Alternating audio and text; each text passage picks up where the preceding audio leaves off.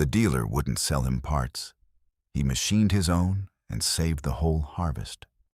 The letter arrived on a Thursday morning in August of 1981, and it came from the Regional Parts Distribution Center in Des Moines.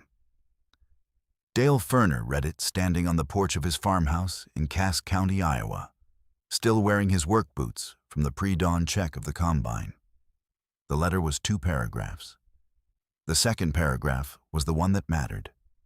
It informed him that the cylinder drive shaft assembly for the 1969 International Harvester Model 915 was no longer in production. No substitute part listed, no referral to an alternate supplier, no timeline for resolution, just 2 paragraphs and a signature. Dale was 47 years old, had been farming 380 acres of corn and soybeans in Cass County since 1961. 20 years on the same land, same equipment. The 9M15 had been his primary harvesting machine for 12 of those years, purchased used in 1969 from a farm estate auction in Atlantic, Iowa, for $4,200. He folded the letter along its original crease, put it in his shirt pocket, walked back to the machine shed. The shaft had cracked 3 days earlier on a Monday morning in the east field, 40 acres into the corn harvest. The crack ran 7 inches along the drive shaft housing, a stress fracture that would have taken years to develop. He'd seen it when the combine started throwing the belt. Shut down immediately. Gotten under the machine with a flashlight and a wrench by 7:15 in the morning, and known within 4 minutes what the problem was. The corn in the east field was ready. The corn in the north field was 2 days past ready. The soybeans in the back 80 were losing moisture by the hour. August in Cass County meant temperatures near 90 degrees during the day, dropping to 67 at night. Moisture loss ran roughly a quarter point per day once temperatures peaked. He had a window. That window was closing. Dale had driven to Atlantic the same Monday morning. Hicks Farm Equipment on Highway 6. The parts counter was staffed by a man named Roy Hicks, son of the original owner, who had been running the parts department for 14 years. Roy looked up the part number, checked the catalog, checked twice, told Dale the shaft assembly was back-ordered indefinitely at the regional distribution level. Could order it. Couldn't say when it would arrive. Might be 6 weeks, might be 12. 12 weeks was November. The corn would be standing black in the field by November. Dale drove home. Made 3 more calls that afternoon. Waukoma Farm Supply in Adair County could not locate the part.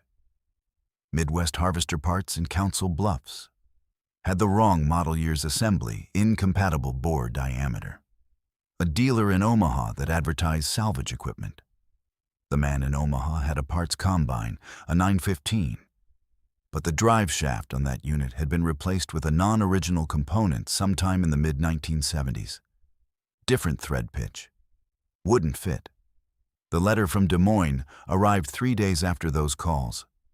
Dale set the letter on the workbench in the machine shed next to the cracked shaft assembly he had already removed from the combine. He stood there for a few minutes, looking at both of them. Then he got out his calipers. The shaft measured 1.875 inches in diameter at the main journal. The fracture originated at a stress riser near the keyway slot, 6 inches from the drive end. The housing thread was a 1 inch, 12 thread per inch fine pitch. The material was steel, medium carbon, probably 1045 or 1144, based on the machining marks and the color of the fracture face. Dale had worked in a machine shop for 2 winters in the late 1950s, before he'd had enough money to put down on land. He hadn't touched a lathe in 23 years, but he remembered how. The question was whether he had access to one. Gene Fantz ran a small machine shop out of a metal building on County Road F58, 4 miles south of the town of Lewis. Gene did custom fabrication work, primarily for the agricultural and construction industries. He had a 1960s-era South Bend lathe, a Bridgeport vertical mill, and a surface grinder he'd bought at auction from a tool and die shop in Des Moines.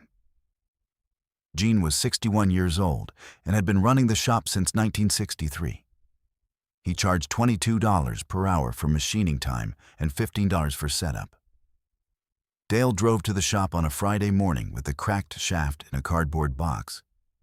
Gene looked at it for 6 minutes without speaking, measured the undamaged end with his own micrometer, checked the keyway width, set it on his surface plate and checked the straightness with a dial indicator, wrote 4 numbers on a piece of paper. He told Dale the job was possible. He said the material was probably 1144 stress-proof steel based on the machining characteristics, which was a good choice for a drive shaft. He said he had a bar of 1144 in 2-inch diameter in stock, enough to turn down to the required dimension. He said the thread pitch matched a standard fine series. He said the keyway would require the mill, not the lathe. He said the job would take approximately 6 hours of machine time plus 2 hours of setup. At his rates, that was $176 in labor. Stock material at cost would add another $23. Total, $199.90 to make the part. The new part from IH, had it been available, listed at $284. Dale asked how soon. Gene said Monday, if he pushed other work back. Dale said Monday was fine. He drove home and spent the rest of Friday measuring the shaft housing bore in the combine, checking the spline interface, and writing down every critical dimension in a small notebook he kept in the top drawer of the workbench. He drove back to Gene's shop that afternoon and gave Gene the notebook. Saturday and Sunday, the corn kept drying. The weather had shifted. A low-pressure system moving across Nebraska was pulling dry air in from the northwest. The forecast out of KCAU in Sioux City called for continued dry conditions through midweek. Then a possible front arriving Thursday or Friday. If the front carried moisture, field conditions would change. If it rained 2 inches, the soybeans in the back 80 would be down. Dale spent Saturday and Sunday sharpening the combine's concave and replacing the worn sieves. He greased every fitting he could reach. He replaced the worn gathering chains on both headers. He did everything that didn't require the machine to run. By Sunday night, the combine was ready to go in every way except the one that mattered. Monday morning at 7:45, Dale drove to Gene's shop. The part was on the workbench. Gene had turned it the previous afternoon, completed the threading by early evening, and finished the keyway cut that morning before Dale arrived. The new shaft sat next to the original on a piece of red shop cloth. Same length, same journal diameter, same thread pitch. The keyway was cut to spec. Gene had also taken the time to relieve the stress riser near the keyway slot with a small radius, a minor modification that Gene said the original design had lacked. Dale paid $199 in cash. He did not ask for a receipt. Gene did not offer one. He was back on the farm by 8:30. The shaft went in with help from his son Carl, who was 19 and had grown up around combines. The housing bolts torqued to spec using a beam-type torque wrench Dale had bought in 1971. The belt reinstalled cleanly. They filled the drive chain oil reservoir, checked the belts for tension, and started the machine at 9:55 in the morning. The combine ran clean. Dale moved it to the east field by 10:15. Carl ran the grain cart behind with the Farmall 560. They harvested the east field through midday, stopping once at 11:40 to clear a trash buildup from the sieves. By 2:30 in the afternoon, the east field was done. Yield, 142 bushels per acre. Moisture at the elevator ran 16.2%. Dry enough. The north field came in at 138 bushels per acre over 2 days. The back 80 soybeans yielded 41 bushels per acre and came off before the Thursday front arrived. The front came through on Friday afternoon, brought 1.4 inches of rain. Dale put the combine in the shed on Thursday evening, everything harvested, everything in the bin. He had talked to Roy Hicks at the parts counter on the Tuesday after the repair was done. Not to complain, just to let him know he had solved the problem himself. Roy had asked how. Dale told him about the machining. Roy was quiet for a few seconds and then said that was impressive. Dale said it wasn't impressive. It was necessary. Word moved through the county the way it always did. Fence line conversations, the grain elevator, the co-op on Tuesday morning when the coffee was free. By the third week of September, 2 other farmers had called Dale's farmhouse asking about the machined shaft. Both had older IH equipment with discontinued parts. Both were facing the same wall Dale had hit. He gave both of them Gene Fance's phone number and told them to bring the broken part in person, not a photograph. Both of them got their machines running. Gene Fance was not seeking new business at the time. His shop ran at about 70% capacity on the work he already had, mostly from a local construction company and a fertilizer dealer in Griswold. But the agricultural repair work came in through the fall and into the winter of 1981 and 1982. And Gene found himself running the lathe on parts he hadn't made in years. Connecting rod journals, auger shafts, PTO shaft splines. Components that had been designed in the 1950s and 1960s by manufacturers who no longer made them and couldn't be ordered from anyone. He kept Dale's notebook on the shelf above the lathe. Not because he needed it, because he thought it was a good example of a man who showed up with the right information. Dale Furner kept farming Cass County through the 1980s and into the 1990s. The 1969 International 915 Combine ran for 7 more harvests after the 1981 repair. The machined shaft never failed.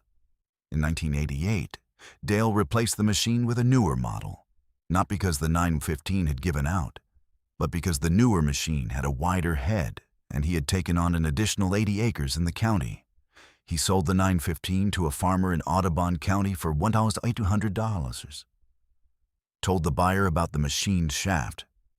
Told him it had been turned from a Lem-54 stress-proof on a South Bend lathe in Lewis, Iowa, in August of 1981.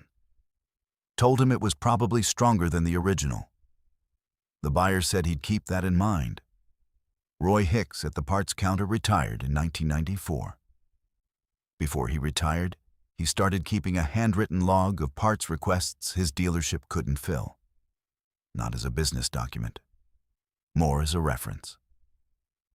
When farmers called in with an old machine number and a part he couldn't source, Roy would sometimes flip through the log and give them Gene Fance's number.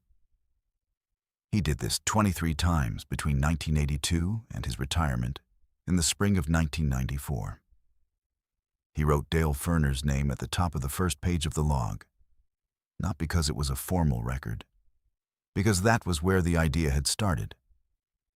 Gene Fance ran the shop until 2001. He was 79 years old when he sold the equipment and retired to a house in Lewis. The Bridgeport Mill and the South Bend lathe were purchased at auction by a younger machinist in Red Oak, Iowa, who had been running a small shop out of his garage and needed more capacity. The machinist kept both machines running.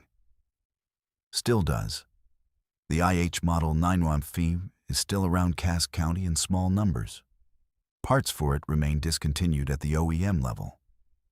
Farmers who need them call machinists now, the same way Dale Furner learned to do in August of 1981, standing in a machine shed with a cracked shaft in one hand and a letter that said no in the other. He had read the letter, set it down, and gone to get his calipers. That was enough.